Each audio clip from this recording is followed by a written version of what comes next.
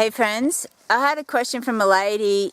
She asked me, am I pain free? And I thought that would be amazing if I was pain free after what I've been through, okay? So I wanted to share with you guys what the situation is with the state of my hip, and then tell you I've really been only effectively glute strengthening for 6 weeks, because before that every time I tried to glute strengthen, the pain would just go off the Richter and it was too unbearable, right? So so basically with 6 weeks of glute strengthening, I'll tell you where I'm at before I tell you why I'd be very surprised if I was out of pain yet with the state of my hip as it is, okay? Before I started glute strengthening, before I found an effective way to glute strengthen and also do the stationary bike and also the CPM and abductor massage and everything I share in my videos, I could not weight bear on my left hip. I couldn't weight bear. The pain was excruciating. Okay, so I was basically on one crutch all the time around the house and on 2 crutches when I went out of the house, and I just had to be even watering my garden. I'd stopped working in my vegetable garden. It was too painful. You know, I just struggled to do anything. Okay, I wouldn't even contemplate carrying a wheelbarrow of hay anywhere in my vegetable garden, right? Because just pain was too much. So, and I hadn't walked my dogs since about May 2015. Like when I'd take them for walks, I'd just ride on the scooter that old people use, and also when I did try to walk, I'd get this really weird feeling in my hip where I couldn't stride through with my leg. In the second part of my stride, something in my hip would block my leg from going through. I thought it must have been maybe the labrum hanging down and mechanically stopping the hip. I don't know what it was, but that seems to have improved a lot too, and I don't seem to be getting as much popping as I was getting in the left hip, okay? So, and it's just not aching as much and stuff, right? But in the last few days, the pain level's gone up. So when I started glute strengthening, it took maybe 3 weeks, even after 2 weeks of glute strengthening, I felt an improvement, okay? And I managed to get off the crutches. The pain just wasn't as unbearable, right? Or excruciating. So, and then after 4 weeks, like I said, you know, my pain level was down. I said I'd even go through some days where I was literally at like a 1 to 2 pain. And the reason I say that is because before I had this new regime, I couldn't do anything without thinking about the hip pain. It was just, I was a zombie comatose with hip pain. Mum couldn't even talk to me anymore because I wasn't listening to anything she said, because all I could do was think about the pain because it was so in my face, to not even really thinking much about the hip pain with everything I'm doing, okay, which is pretty amazing really, okay, but not with everything I'm doing. Like there'd be periods of my day where I just wasn't comatose, completely distracted by the hip pain, okay.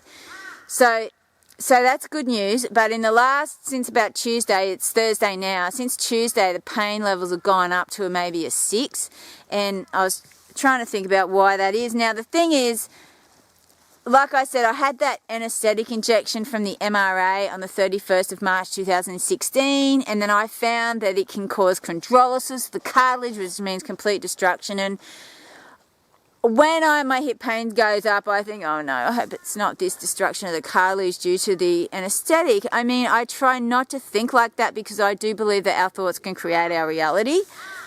But I'm not immune to fear. And then I try to put that thought out of my mind because I know how toxic it can be. And then I try and replace it with, okay, lately I've been trying new glute strengthening exercises that are probably aggravating the pain more than just sticking to the ones that I was doing. You see, the thing is, before I had any labral tear issues, I still had a lot of pelvic misalignment and muscle dysfunction, okay, and but I didn't have any hip pain because my labrum was intact, okay. So then I started split stretching like a bloody idiot, thinking that I was treating my body like it was 16 instead of the 44 that I am, and trying to get my stretches, and that's when I totally stuffed up my hips.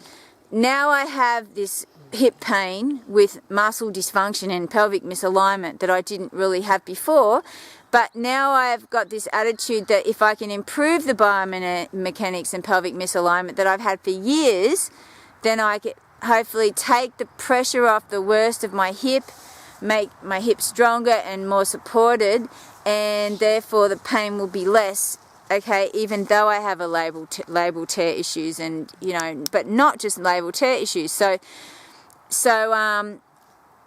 now getting to kind of where I'm at now with what I'm able to do, even though, like say, my hip pain's gone up to like maybe a 4 to a 6 in the last few days, I've still carried probably 3 or 4 wheelbarrows of this red soil into this garden this morning. I've been doing heaps in this garden, and I've been doing heaps in my garden lately since I've been able to weight bear again, because I was so far behind with my veggie garden, okay? Because like I said, it was just so hard before. So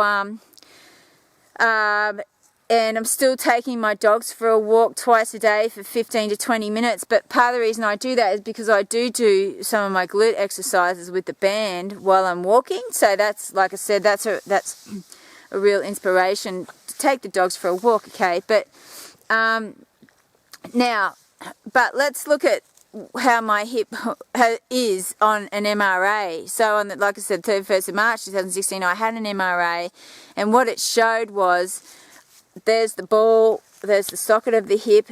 It showed that I have a subchondral cyst, which means a hole in the bone at the edge of my socket, and the cartilage that overlies where that bone normally is, that cartilage has nothing to attach to, so that cartilage disappeared too.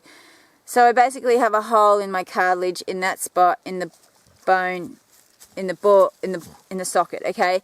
And then where the labrum would normally attach to that cartilage and bone, it's got nothing to attach to, okay? And not only that, on the superior aspect of my labrum, it's becoming ossified, which means it's turning to bone. That's because of my pincer impingement and the fact that these structural abnormalities have occurred due to all that split stretching I did. That's what Matt Brick, the best orthopedic surgeon in New Zealand, told me, okay? Because I said, why have I got this subchondral cyst and all this? He said, you've just been bashing your hip with your split stretching for too long, okay? I get it, okay?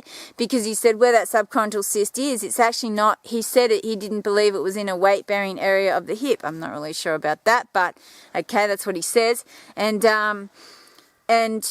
so, because it's at the edge of the socket, he said the real problem with subchondral cysts is when they're like in the middle of the socket, in the most weight-bearing part of the hip, okay? So, but still it's there, and the labrum is ossifying, not turning to bone, and at the front of my hip, at the front part of the labrum, my labrum is macerated. That's the word he used. So, structurally, the state of my hip itself is not happy. And then, like I said, I had that anesthetic injection, and the thing with that anesthetic injection is if your cartilage is already damaged, the cartilage becomes more porous, and if the labrum is already damaged, the labrum becomes more porous and therefore more susceptible to damage from the anesthetic.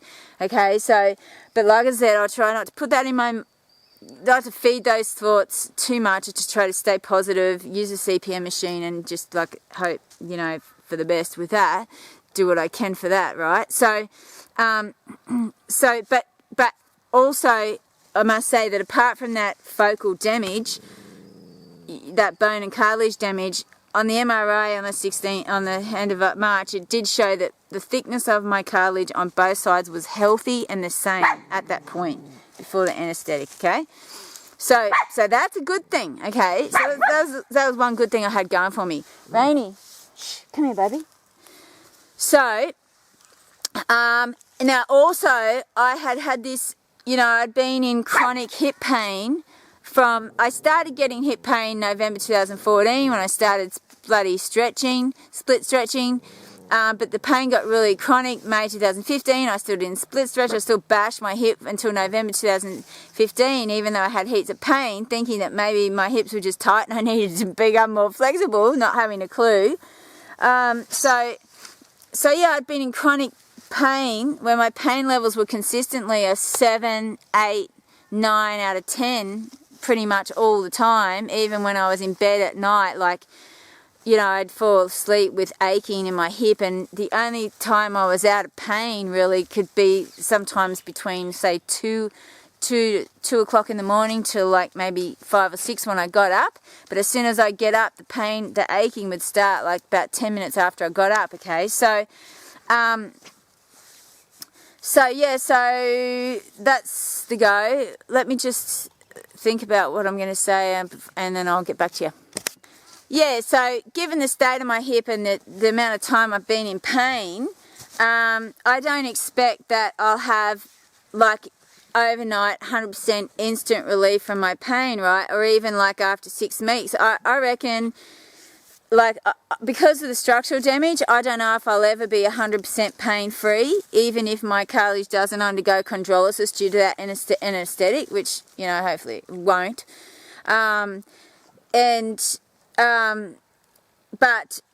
But what I can say is I think I'm doing pretty well, really, given the circumstances, and I'd like to see how I am in 6 months' time.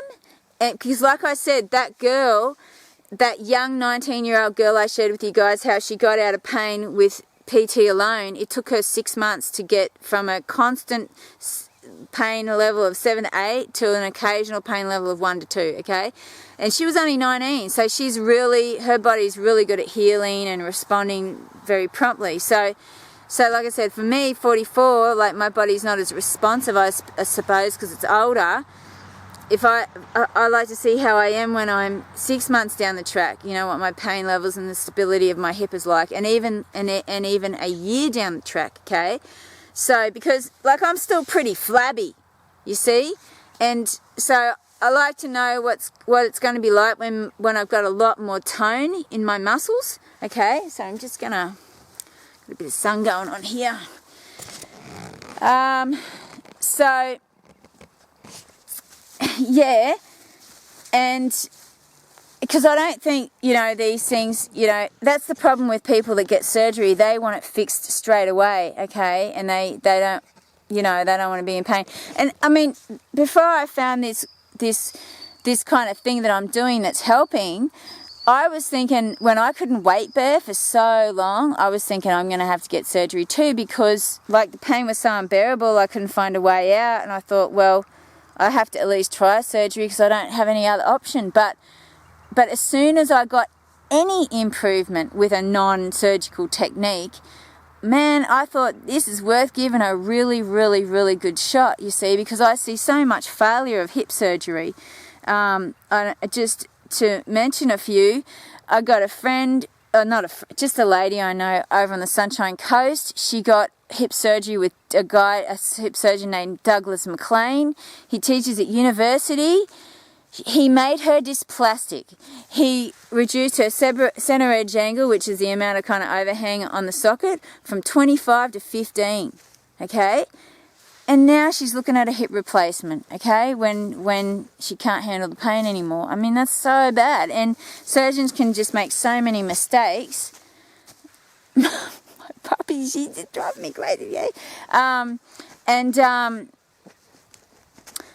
Yeah, and another girl I recently heard about in Denver, she'd had 2 hip surgeries with the same surgeon. He stuffed up both hips. He made her he made her more dysplastic in one hip. She said it wasn't bad enough to need a periacetabular osteotomy, but he still made it kind of, well, she said dysplastic-ish, you know. And then so she's just gotten two second surgeries with Brian White, labral reconstructions, and she's only 15.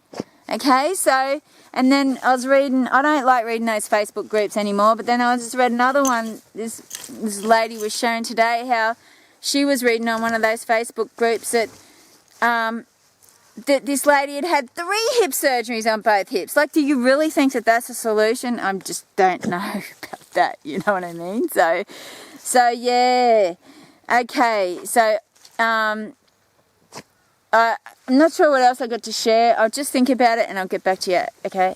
I'll come back. I'm sure there was other stuff.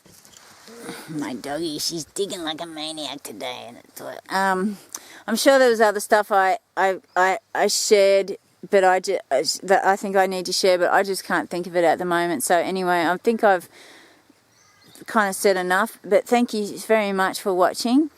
I hope this video has been helpful, and I'll see you later.